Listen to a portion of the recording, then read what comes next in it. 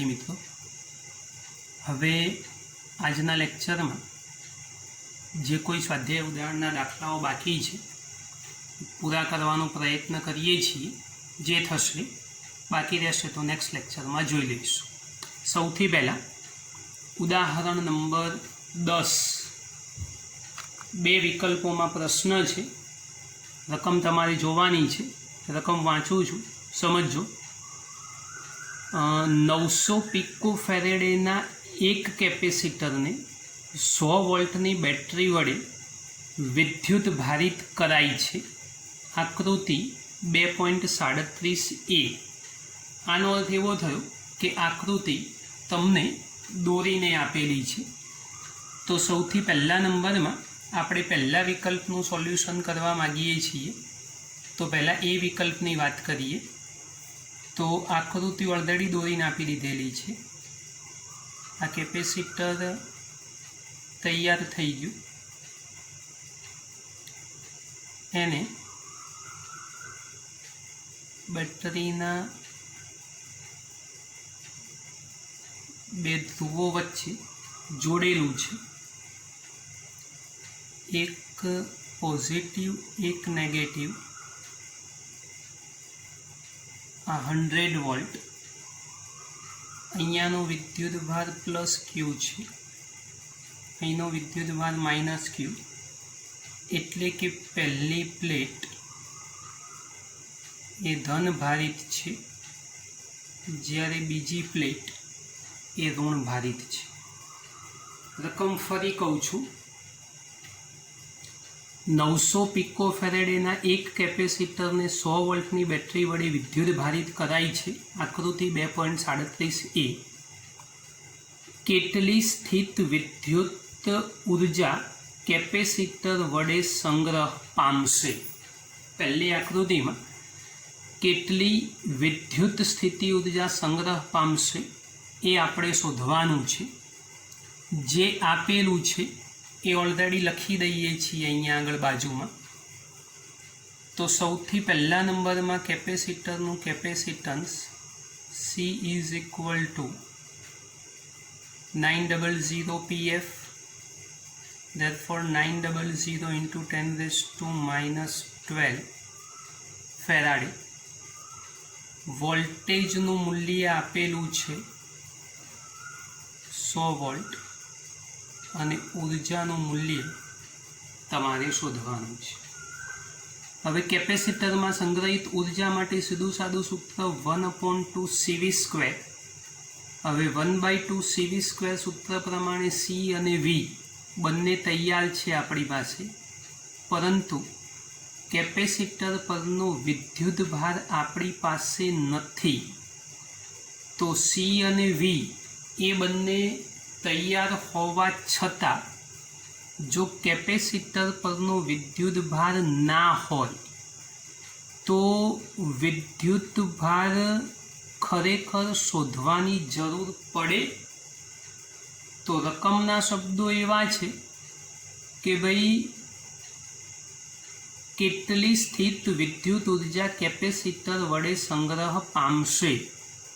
एटले केपेसिटर वडे संग्रह पामती ऊर्जा ए शोधवी होय तो शरूआतना स्टेज में शीखवाडेलू छे कि भाई केपेसिटर ए विद्युत भार अने विद्युत ऊर्जानो संग्रह करे छे।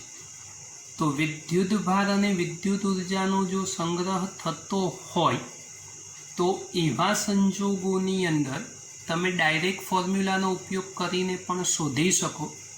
पण टेक्स्टबुकनी गणतरीमां विद्युत भार अलगथी शोधेलो छे तो शोधशो तो वांधो नथी, नहीं शोधो तो बी जवाब तो आई ज जशे।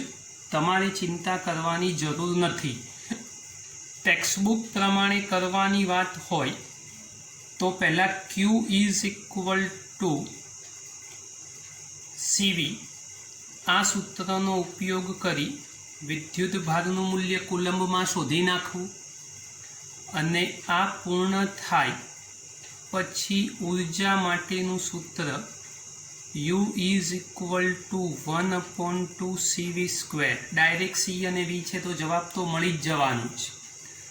પણ ક્યુ જો ધારો કે તમે શોધો તો 1/2 સીની જગ્યાએ Q/V મૂકો અને V² તો છે જ, તો 1/2 Q/V આ બેમાંથી તમને જે સૂત્ર યોગ્ય લાગે એ સૂત્રથી તમે કામ કરી શકો.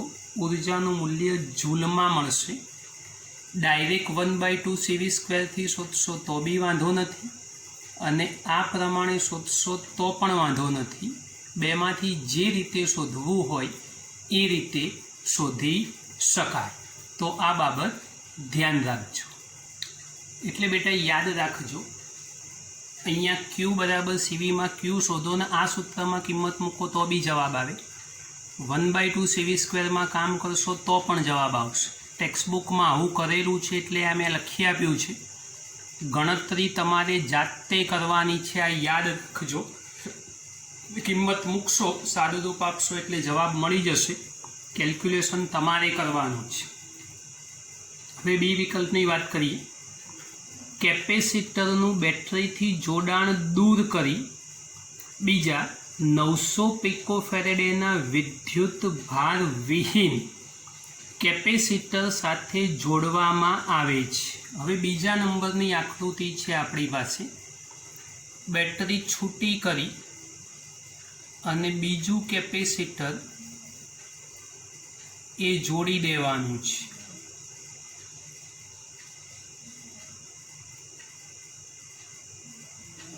તો આ સીધી સાદી વાત એ તૈયાર થઈ ગઈ આપણી પાસે.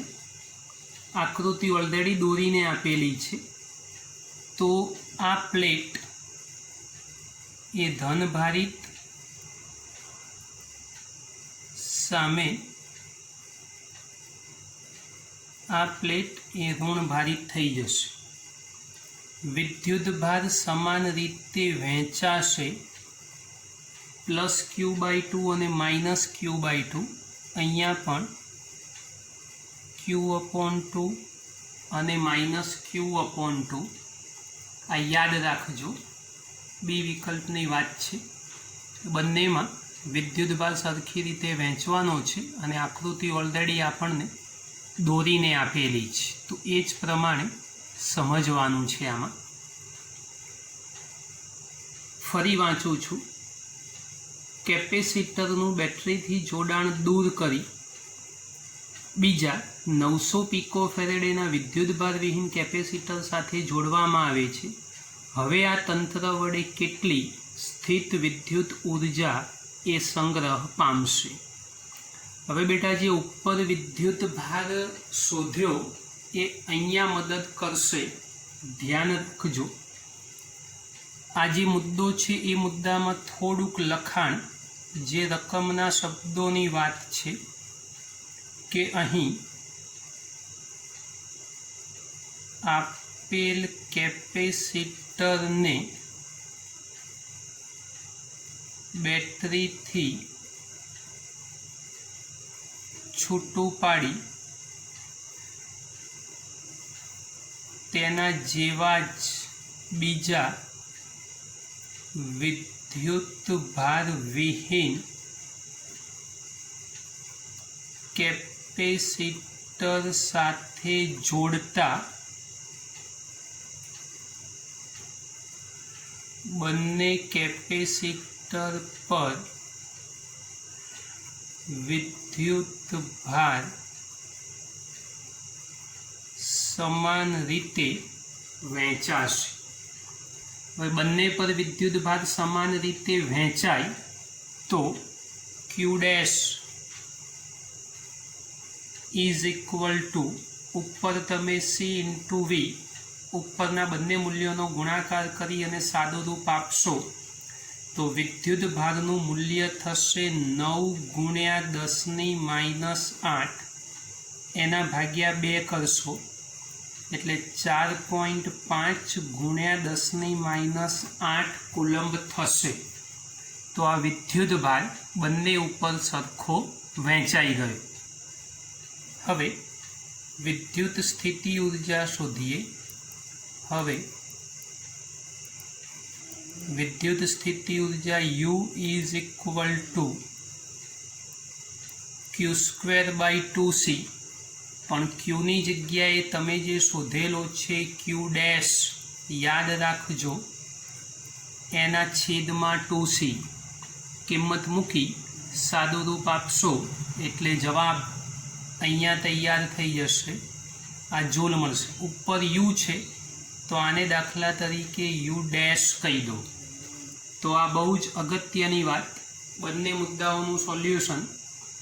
પરંતુ આ મૂલ્ય શોધાઈ ગયા પછી એક અગત્યની વાત કે ભાઈ જ્યારે પહેલા કેપેસિટરને તમે બેટરી સાથે જોડેલું હતું તો એવા સંજોગોની અંદર એ ઉપરથી બી ઉપર જવામાં કોઈ વિદ્યુત ભાર ગુમાવાયો નથી, છતાં તમે બે જવાબો શોધશો તો એ બે જવાબોની અંદર તમને ડિફરન્સ પહેલા નંબરની ઉર્જા 4.5 × 10⁻6 જૂલ મળશે, જ્યારે બીજા નંબરની ઉર્જા એનાથી અડધી એટલે કે આ જવાબની વાત છે 2.25 × 10⁻6 જૂલ મળશે। તો અડધી ઉર્જા થઈ ગઈ, તો આ બાકીની અડધી ઉર્જા ક્યાં ગઈ? તો તંત્ર બી સ્થિતિમાં જ્યારે આવા પ્રકારની પરિસ્થિતિ થાય એ વખતે બી પરિસ્થિતિની અંદર જ્યારે કેપેસિટરમાં વિદ્યુતભાર વિદ્યુત પ્રવાહ સ્વરૂપે પસાર થશે તો એ વખતે ઉષ્મા ઉર્જા અને વિદ્યુત ચુંબકીય વિકિરણના સ્વરૂપમાં ચુંબકીય ઉર્જા ઉત્પન્ન થશે। એટલે આ ઉર્જાનું મૂલ્ય અડધું થવા પાછળનું કારણ એ ઉષ્મા ઉર્જા રૂપે અને ચુંબકીય ઉર્જા રૂપે ઉર્જાનો વ્યય છે। આ મુદ્દો છેલ્લે લખવો હોય તો લખવાનો, ના લખો તો કંઈ વાંધો નહીં, પણ તમને સમજ પડવી જોઈએ કે ભાઈ પહેલાં કરતાં બીજા નંબરની ઉર્જાનું મૂલ્ય એ અડધું કેમ થઈ જાય। ઉર્જા ગઈ ક્યાં? તો ઉષ્મા ઉર્જા રૂપે અને ચુંબકીય ઉર્જા રૂપે આ ઉર્જા ગુમાવાઈ છે। તો આ એક અગત્યની વાત છે, ધ્યાન રાખજો। દાખલો સહેલો છે, ગણતરી જાતે કરવાની છે, કિંમત મૂકી સાદુરૂપ જાતે આપવાનું છે। પહેલા મુદ્દામાં વિદ્યુત ભાર શોધો અને એનો ઉપયોગ બીજા મુદ્દામાં કરો તો ફાયદો થઈ જશે, ધ્યાન રાખજો। વિદ્યાર્થી મિત્રો, સ્વાધ્યાયનો 17મો પ્રશ્ન મોસ્ટ આઈએમપી ગણી શકાય, કારણ આમાં જે સૂત્ર સાબિત થશે એ સૂત્રનો ઉપયોગ એના પછીના એક દાખલામાં કરવાનો આવશે। રકમની સાઇઝ બહુ નાની છે પણ પ્રશ્નનું ઇમ્પોર્ટન્સ વધારે છે, એટલે ધ્યાનથી સમજજો જરા। રકમ વાંચું છું। રેખીય વિદ્યુતભાર ઘનતા લેમ્બડા ધરાવતો એક લાંબો નળાકાર એક પોલા સમઅક્ષીય સુવાહક નળાકાર વડે ઘેરાયેલ છે। બે નળાકારની વચ્ચેના અવકાશમાં વિદ્યુત ક્ષેત્ર શોધો। રેખીય વિદ્યુતભાર ઘનતા લેમ્બડા ધરાવતો એક લાંબો નળાકાર એક પોલા સમઅક્ષીય સુવાહક નળાકાર વડે ઘેરાયેલ છે। એનો અર્થ બે નળાકાર છે એ ખબર પડવી જોઈએ આપણને। જુઓ, આકૃતિ ચોક્કસ બનાવવી પડશે। સમઅક્ષીય નળાકારની વાત છે। આ એક નળાકાર,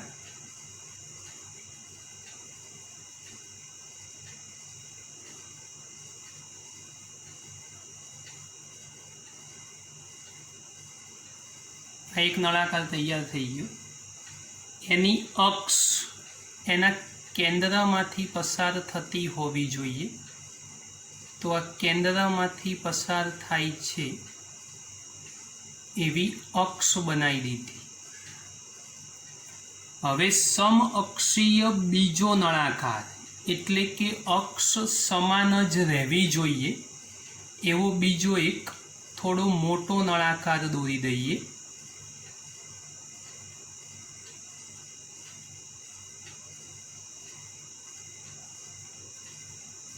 જો આ એક થોડો સમઅક્ષીય બની શકે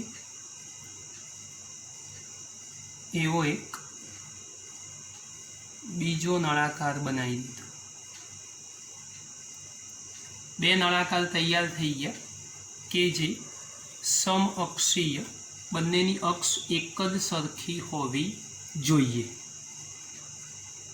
હવે રેખીય વિદ્યુતભાર ઘનતા આપેલી છે. એક પોલો સમઅક્ષીય સુવાહક નળાકાર વડે ઘેરાયેલો છે. હવે બંને નળાકાર માટેની વાતો એ શાંતિથી સમજવી અને વિચારવી પડશે, એનું વર્ણન પણ લખવું પડશે. તો સૌથી પહેલાં અહીંયા ધારી લઈએ અને એ પ્રમાણે લખતા જઈએ. ધારો કે બે સમઅક્ષીય વાહક નળાકારની અંદરની ત્રિજ્યા સ્મોલ એ તથા બહારની ત્રિજ્યા સ્મોલ બી છે. હવે અંદરની ત્રિજ્યા સ્મોલ એ અને બહારની ત્રિજ્યા સ્મોલ બી, એનો અર્થ આ જે ત્રિજ્યા તૈયાર થઈ એ અંદરની ત્રિજ્યા કહેવાય, આ સ્મોલ એ કહેવાય. અને આ જે ત્રિજ્યા તૈયાર થઈ એ બહારની ત્રિજ્યા બની, એને સ્મોલ બી કહી દઈશું. ધ્યાનથી જોતા કરજો આકૃતિમાં. આ બી છે અને આ નાનકડી ત્રિજ્યા એ સ્મોલ એ છે. જે ધાર્યું છે એ જ લખેલું છે. નળાકારની લંબાઈ એલ ધારી લઈએ. આ બે ત્રિજ્યાઓ થઈ ગઈ. નળાકારની લંબાઈ is equal two capital L. આ પણ ધારેલી વાત છે, એટલે નળાકારની લંબાઈ એલ થઈ ગઈ. નિયમિત વિદ્યુત ભારની રેખીય ઘનતા લેમડા એ રકમમાં લખીને આપેલી છે. નિયમિત વિદ્યુત ભારની રેખીય ઘનતા અંદર બાર છે એટલે પ્લસ ઓર માઇનસ લેમડા લખી દઈશું. એકમ કુલમ ઇન્ટુ મીટર ઇન્વર્સ ખબર છે. હવે નળાકાર એટલે બંધ સપાટી કહેવાય અને અહીંયા ગાઉસના નિયમનો ઉપયોગ કરવો પડશે.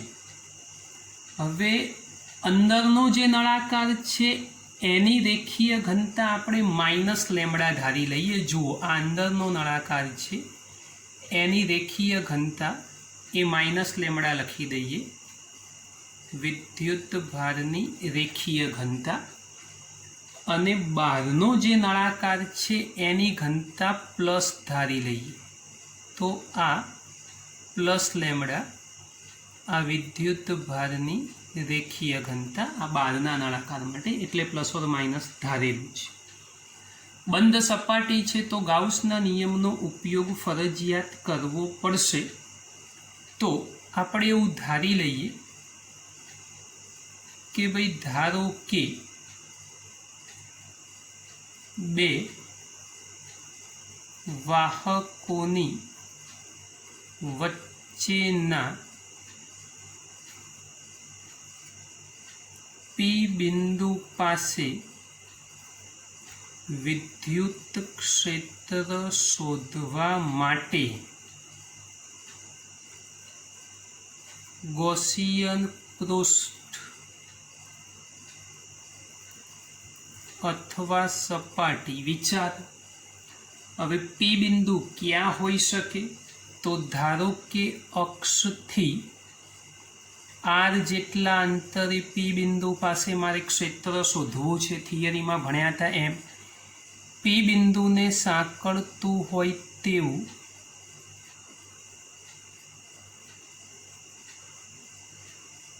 નળાકારીય ગાઉસીયન પૃષ્ઠ એ વિચારી શકાય કે જે પી બિંદુને સાંકળતું હોય એવું. બહુ જ ધ્યાન રાખવાનું છે, એક એક મુદ્દો સમજવાનો છે. તો હવે આટલી બાબતો આકૃતિ દોરી અને ધારી લીધી અને લખવાની શરૂઆત કરી દીધી. આ વર્ણન લખવું જ પડશે. તો હવે ગૌસના પ્રમેય પરથી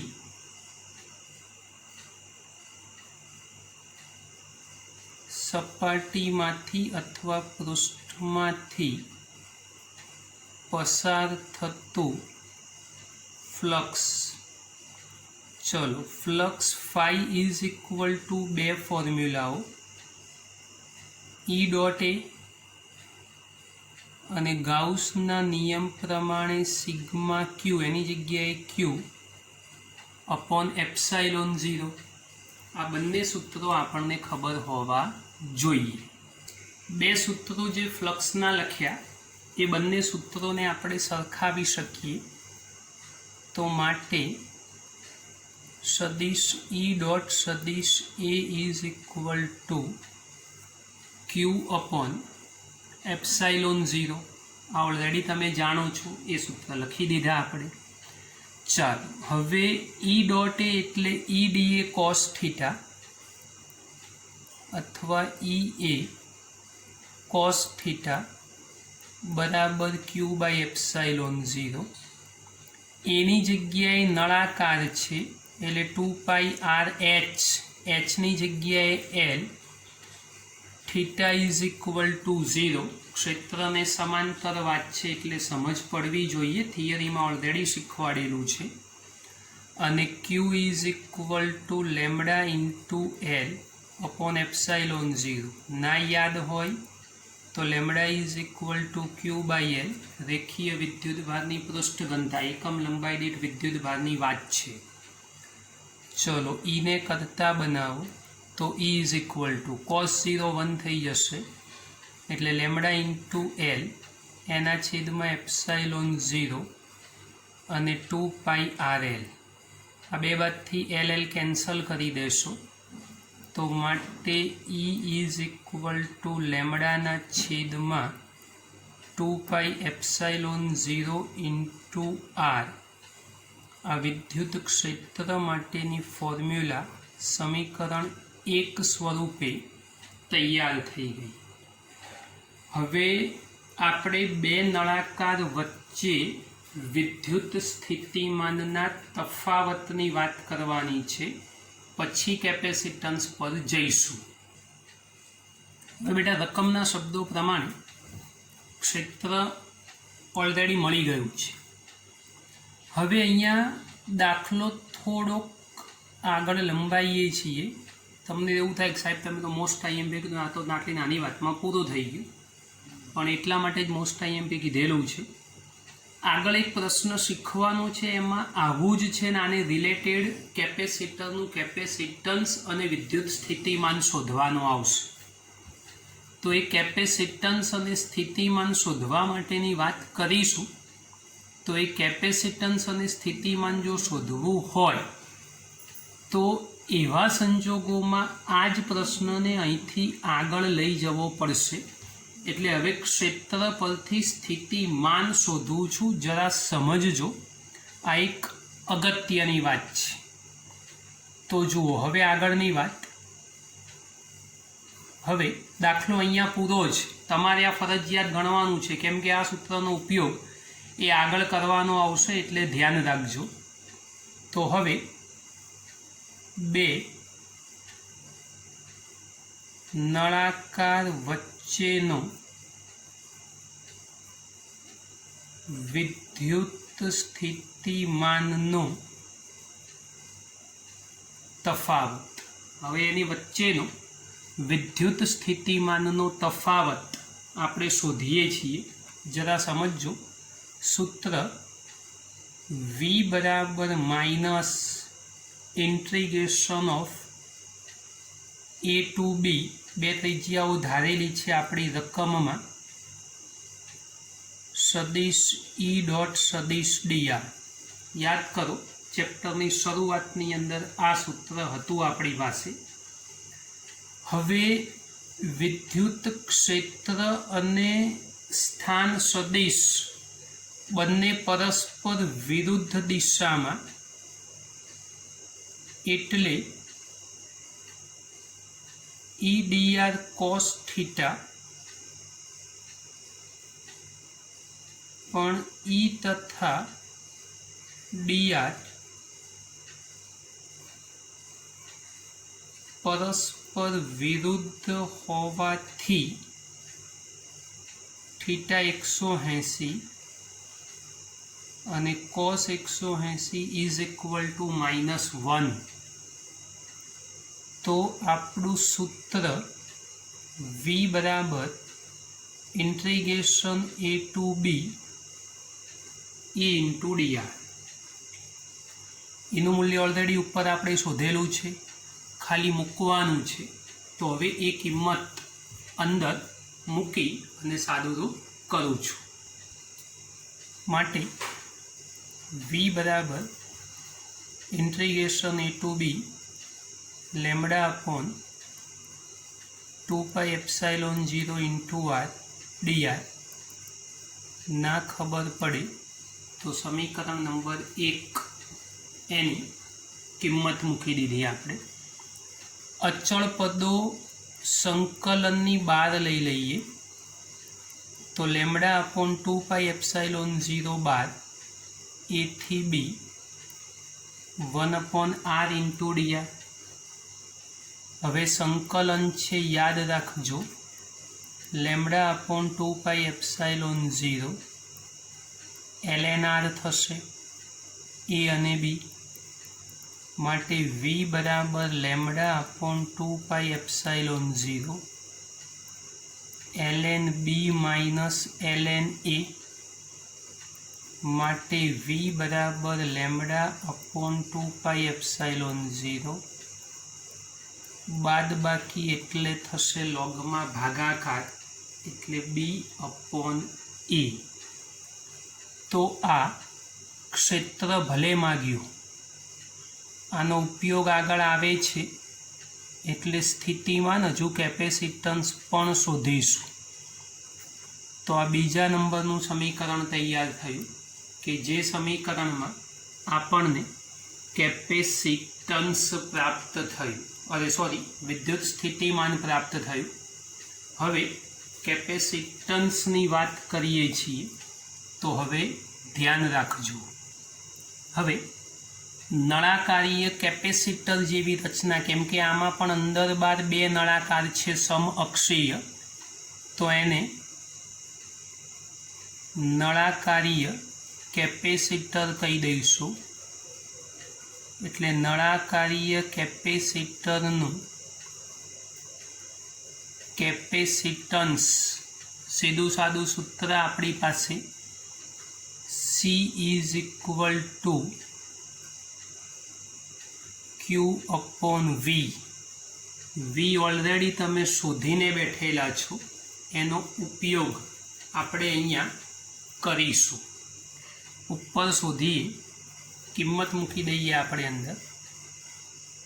તો માટે C is equal two Q એના છેદમાં lambda upon 2 epsilon 0 ln b upon e. કારણમાં સમીકરણ નંબર બીજું. આ બધું વધારાનું શોધાવડાવું છું, એની જરૂર છે, ધ્યાન રાખજો. ચલો છેદનો છેદ ઉપર લઈ જઈએ એટલે Q ઇન્ટુ 2 પાઈ એપ્સાઇલોન 0 છેદમાં lambda into ln b upon a. પણ યાદ કરો Q બરાબર શું છે? વિદ્યુત ભારની રેખીય ઘનતા એટલે લેમ્બડા ઇન્ટુ l. તો C બરાબર Qની જગ્યાએ lambda into l 2 pi epsilon 0 lambda into ln by. Lambda cancel કરી દો તો C બરાબર 2 પાઈ એપ્સાઇલોન 0 ઇન્ટુ l છેદમાં ln B/A।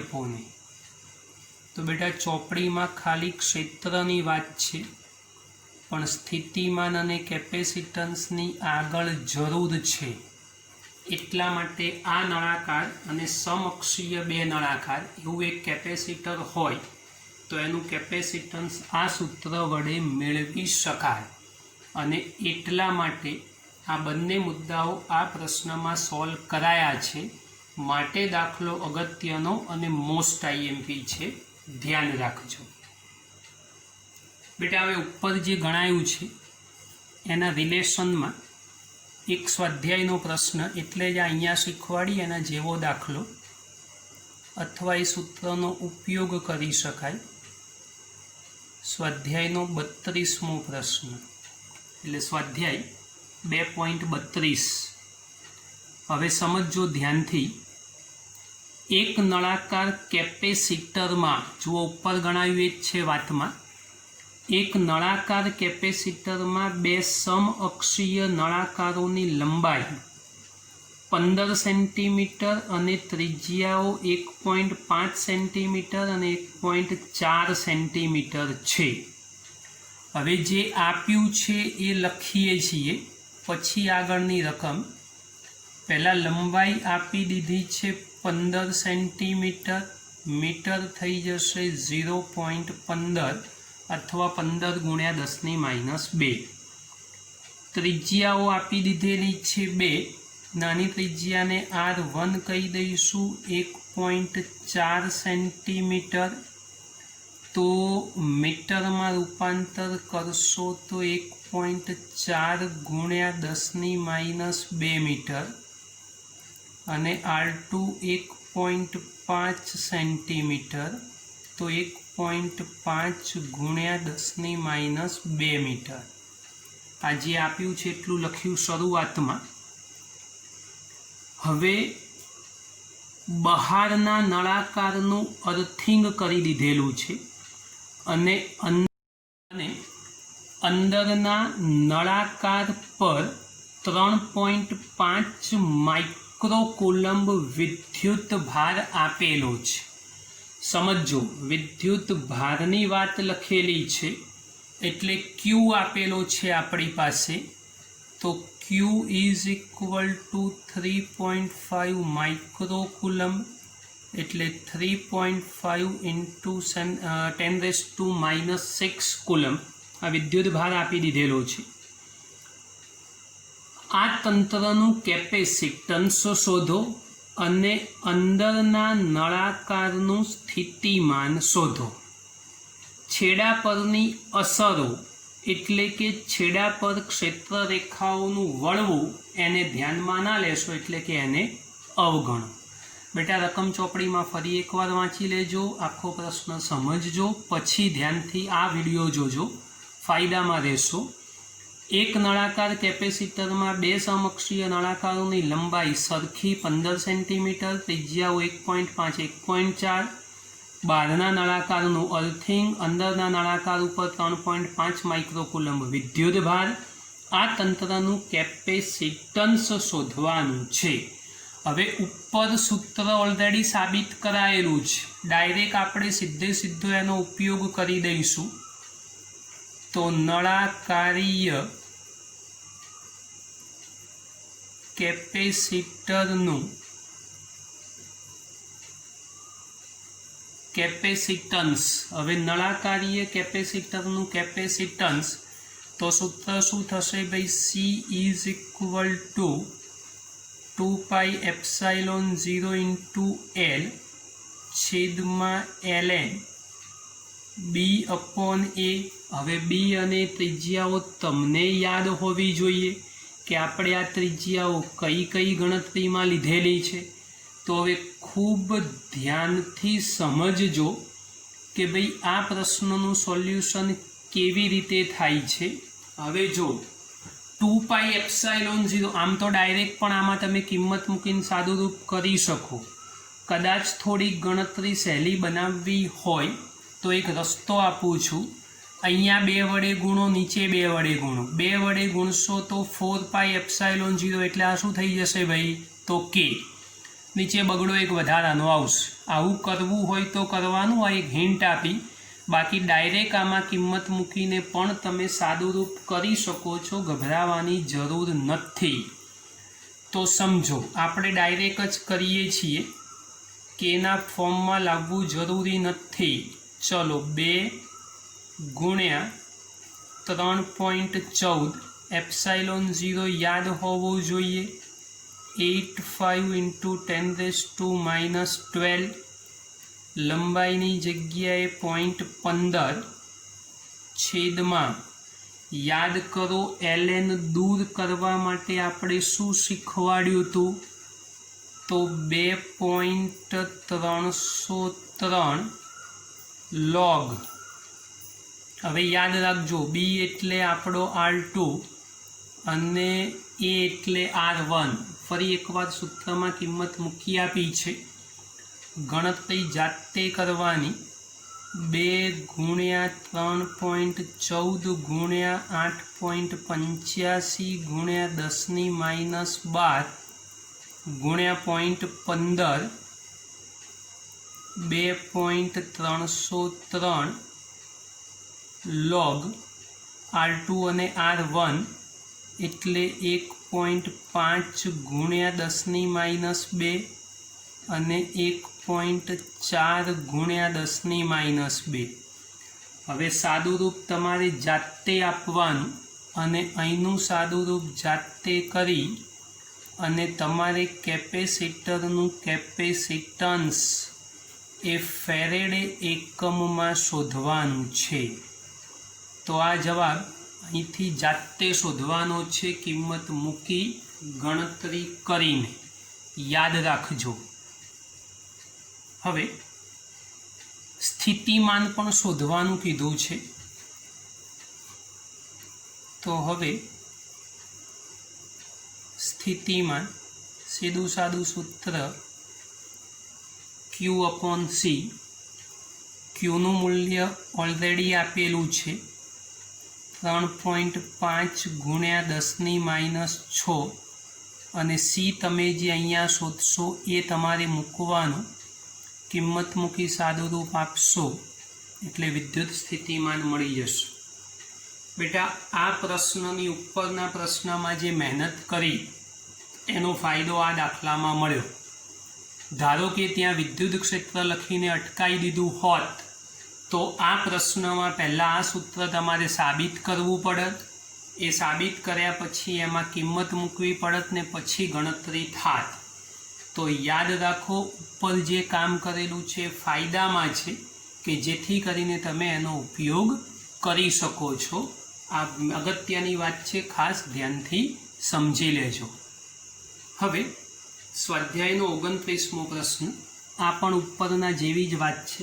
આ આવડશે તો એના રિલેટેડ પ્રશ્ન નીચે આવશે, એ કરી શકશો. પહેલાં રકમ વાંચું છું, સમજજો. સ્વાધ્યાયનો 29મો પ્રશ્ન. ગોળાકાર કેપેસિટરમાં, પેલી નળાકારની વાત પૂરી કરી, હવે ગોળાકાર કેપેસિટરમાં 2 સમકેન્દ્રીય ગોળાકાર સુવાહકોને યોગ્ય અવાહક ટેકાઓ વડે તેમના સ્થાનો પર જકડી રાખેલા હોય છે. આકૃતિ દોરીને આપેલી છે. હવે જુઓ, જે આકૃતિમાં દર્શાવ્યું છે એ પ્રમાણે 2 ગોળાકાર કેપેસિટરો વિચારો.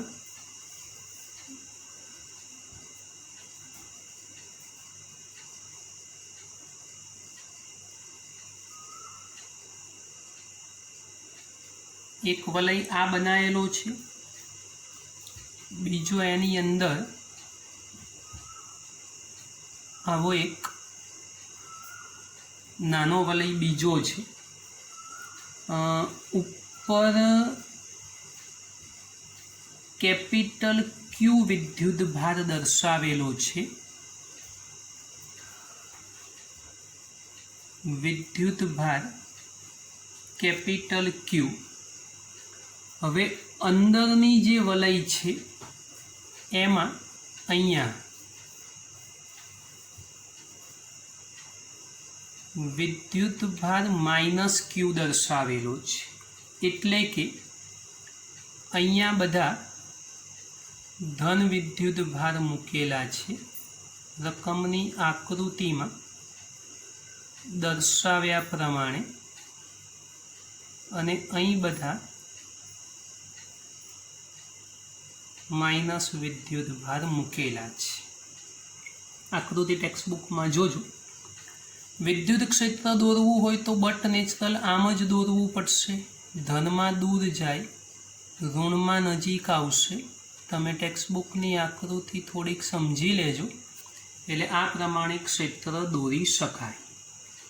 બે વિદ્યુત ભારો તૈયાર છે, બે ક્ષેત્ર તૈયાર બતાવી દીધા.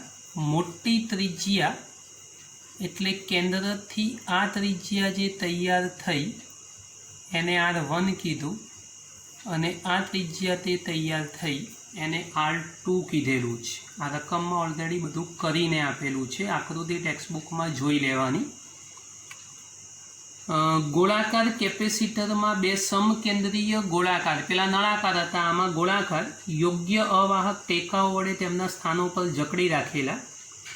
દર્શાવો કે એટલે કે સાબિત કરો કે ગોળાકાર કેપેસિટરનું કેપેસિટન્સ, આપણે સમાંતર પ્લેટનું શીખ્યા, નળાકારનું શીખ્યા, હવે ગોળાકારનું C બરાબર 4πε0 R1 R2 એના છેદમાં R1 માઇનસ R2 વડે અપાય છે, જે R1 અને R2 અનુક્રમે બહારના અને અંદરના ગોળાની ત્રિજ્યાઓ છે.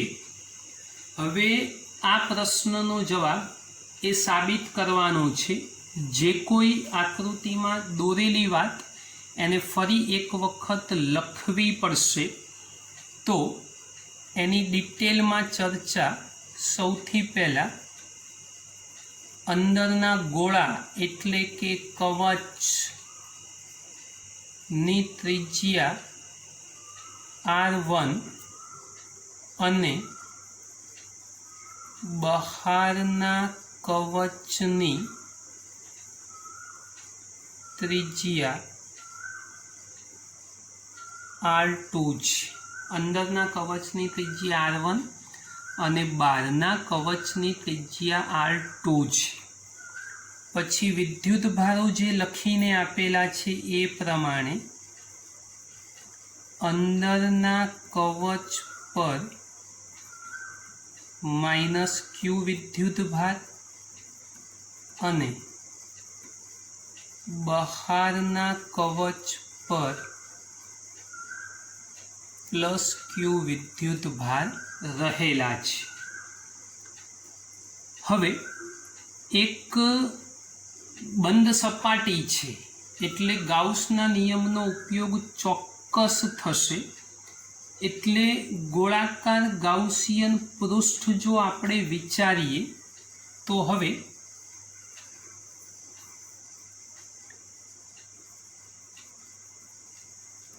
સામાન્ય કેન્દ્ર O એટલે કે અહીંયા આગળ સેન્ટરમાં બંનેનું એક જ કેન્દ્ર હોવું જોઈએ થી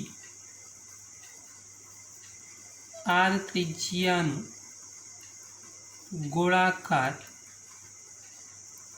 ગાઉસિયન પૃષ્ઠ વિચારો. R ત્રિજ્યાનું ગોળાકાર ગાઉસિયન પૃષ્ઠ આપણે ધ્યાનમાં લેવાનું છે. હવે સમજો, આ R માટેની શરત પણ ખબર હોવી જોઈએ. અહીં R is less than R1 એટલે કે અંદરના કવચની અંદરની બાજુ વિદ્યુત ક્ષેત્ર 0, પોલો ગોળો છે એટલે અંદરના વિસ્તારમાં ક્ષેત્ર 0 હોય ખબર હોવી જોઈએ, તથા R ગ્રેટર ધેન R2 એટલે કે બહારના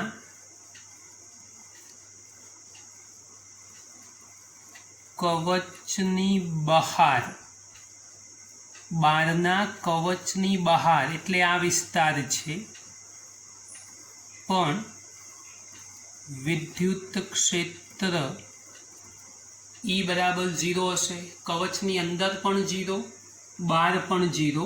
અગત્યની વાત છે, ખાસ ધ્યાન રાખજો. હવે બે કવચોની વચ્ચેના વિસ્તારની વાત કરીએ તો બે કવચોની વચ્ચેના વિસ્તારમાં ક્ષેત્ર એ ત્રિજ્યાવર્તી હોય જે આકૃતિમાં દર્શાવેલું છે. તો ગાઉસના નિયમનો ઉપયોગ કરી શકાય. તો ધારો કે કેન્દ્રથી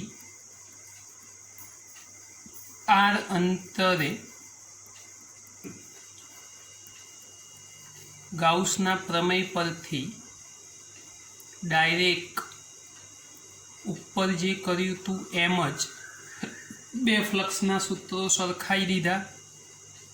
થીટા 0 થઈ જશે, કોસ 0 1 કરી દીધું એટલે E ઇન્ટુ A થઈ જશે.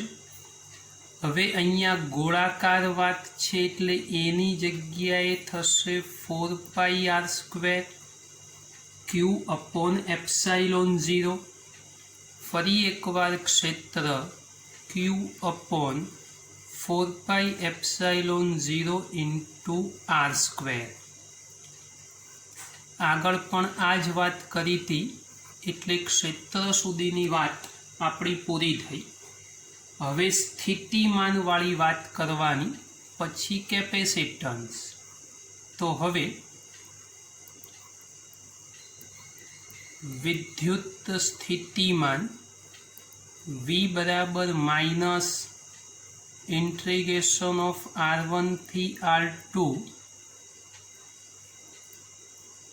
E dot dr.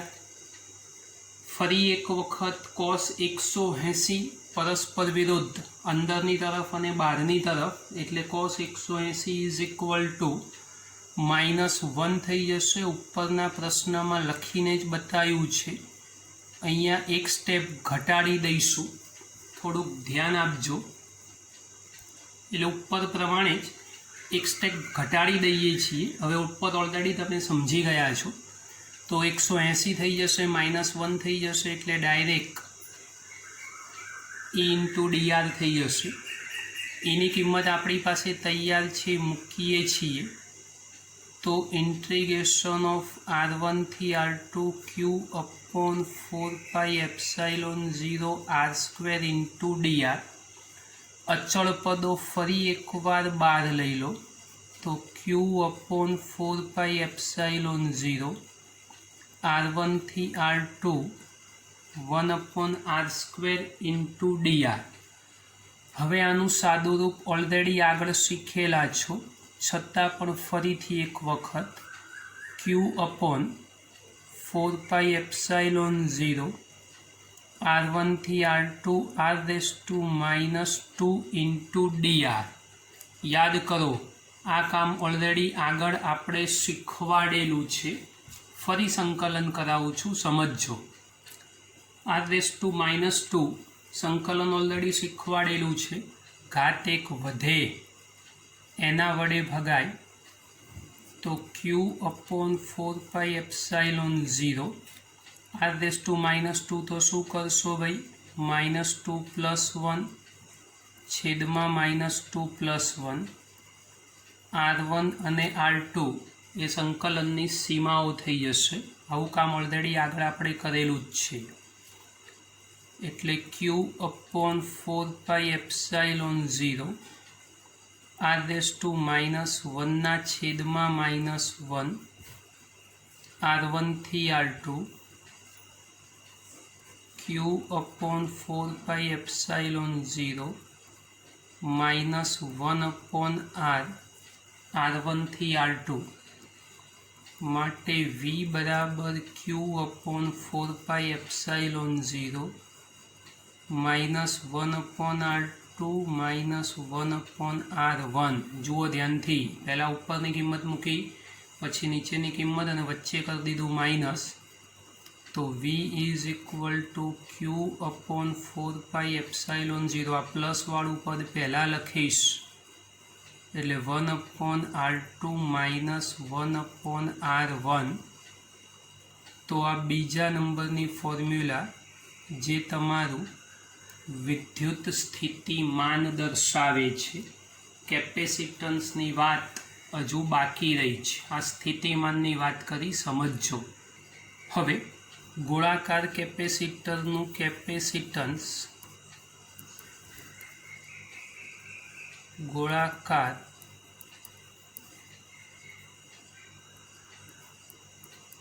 केपेसिटरनु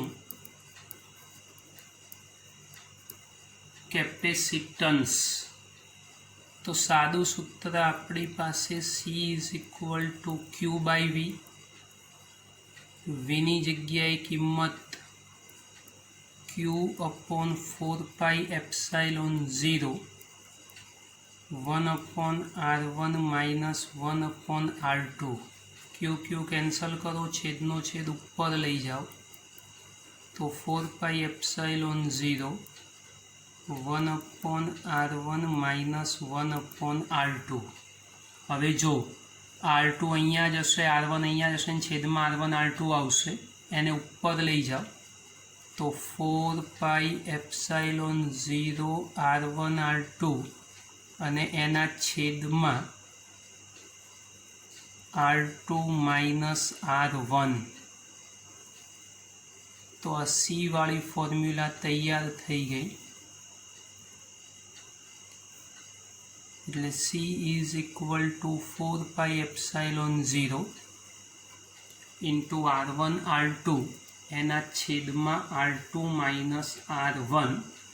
तो एक आ अगत्यनु सूत्र गोळाकार केपेसिटरना केपेसिटन्सनु तैयार थयुं। आनो उपयोग नवा दाखलामां करीए छीए। हवे एना जेवो प्रश्न अथवा सूत्रनो उपयोग करीशुं। स्वाध्यायनो 30मो दाखलो 2.30 आनो उपयोग करीशुं। आपणे आज सूत्र साबित थया छे एनो ध्यान राखजो। एक गोळाकार केपेसिटरना अंदरना गोळानी त्रिज्या 12 सेंटीमीटर अने बहारना गोळानी त्रिज्या 13 सेंटीमीटर छे। बे त्रिज्याओ आपी दीधी छे। R1 12 centimetre 12 गुण्या 10⁻², R2 13 गुण्या 10⁻² metre. एटले R1 अने R2 ए तैयार थई गया। बहारना गोळानुं अर्थिंग करी दीधेलुं छे अने अंदरना गोळा पर 2.5 माइक्रोकूलम्ब विद्युत भार आपेलो छे। एटले विद्युत भारनुं मूल्य 2.5 माइक्रोकूलम्ब गुण्या 10⁻6 कूलम्ब आपेलो छे। बे समकेंद्रीय गोळाओ वच्चेना अवकाशने डाइइलेक्ट्रिक अचळांक 32 धरावता प्रवाही वडे भरेलो छे। एटले dielectric constant K is equal to 32 आपेला छे। तो 3 विकल्पो छे। पहलो विकल्प ए केपेसिटरनुं केपेसिटन्स शोधो। केपेसिटरनुं केपेसिटन्स ऑलरेडी ऊपर सूत्र साबित थई गयुं। मात्र किंमत C बराबर 4πε0 R1 R2 छेदमां R2 minus R1। आनो जवाब ए फेरेडे एकममां जाते लाववानो रहेशे। खाली किंमत मूकवानी, गणतरी तमारे जाते करवानी छे। आ पहला विकल्पनुं सोल्यूशन थयुं। हवे बीजा विकल्पमां अंदरना गोळानुं स्थितिमान केटलुं हशे। बी विकल्प अंदरना गोळानुं स्थितिमान चलो अंदरना गोळानुं स्थितिमान सादुं सूत्र V बराबर Q/C, Q बराबर 2.5 गुण्या 10⁻6 અને Cનું મૂલ્ય જે અહીંયા શોધ્યું છે તમારે મૂકવાનું, કિંમત મૂકી સાદું રૂપ આપશો એટલે વિદ્યુત સ્થિતિમાન એ તૈયાર થઈ જશે. આ ગણતરી કરીને બતાવવાની છે, જાતે કેલ્ક્યુલેશન કરવાનું છે, યાદ રાખજો. સી મુદ્દો, આ કેપેસિટરના કેપેસિટન્સને 12 સેન્ટીમીટર ત્રિજ્યાના અલગ કરેલા ગોળાના કેપેસિટન્સ સાથે સરખાવો. અલગ ગોળા માટેનું મૂલ્ય ખૂબ નાનું કેમ છે તે સમજાવો. હવે અલગ રહેલા 12 સેન્ટીમીટર ત્રિજ્યાના ગોળાનું કેપેસિટન્સ, ચલો એ ગોળાનું કેપેસિટન્સ જોવું હોય તો C is equal to 4πε0 into R. હવે 4πε0 into R એનો ઉપયોગ અહીંયા કિંમત મૂકી સાદું રૂપ એટલે જવાબ તૈયાર થઈ જશે. ખૂબ ધ્યાનથી સમજજો. હવે છેલ્લો મુદ્દો સરખામણીવાળો, પછી એક બીજી અગત્યની વાત કહું છું, સાંભળજો. જ્યારે ગોળાનું અર્થિંગ કરેલું હોય કે ભાઈ સરખાવો, તેનો અર્થ શું છે? આ સીનું મૂલ્ય જે મળશે તમને, આ મૂલ્ય છેલ્લા વિકલ્પમાં જે સીનું મૂલ્ય પ્રાપ્ત થવાનું એ લગભગ 1.3 ગુણ્યા 10⁻11 ફેરાડે આવશે, આગળના મૂલ્ય કરતાં ઓછું. કારણ શું છે? તો જ્યારે ગોળાનું અર્થિંગ કરેલું હોય અને એની નજીકમાં બીજો વિદ્યુતભારિત ગોળો મૂકો તો એનું કેપેસિટન્સ વધે અને બે વાહક એ કેપેસિટર રચે. ફેરેડેએ પણ શીખવાડ્યું કે ભાઈ બે પ્લેટો વચ્ચે જો ડાયલેક્ટ્રિક અચળાંક મૂકો તો કેપેસિટરના કેપેસિટન્સમાં વધારો મેળવી શકાય. તો હવે ધ્યાનથી સમજો, આ મુદ્દાનો ઉપયોગ પહેલામાં કરવાનો છે, વિકલ્પ એમાં. હવે એ સમજાવું છું. સાહેબ આમાં બધી કિંમતો મૂકીને બધું પૂરું થયું પણ કેનો તો ક્યાંય ઉપયોગ જ નહીં આવ્યો.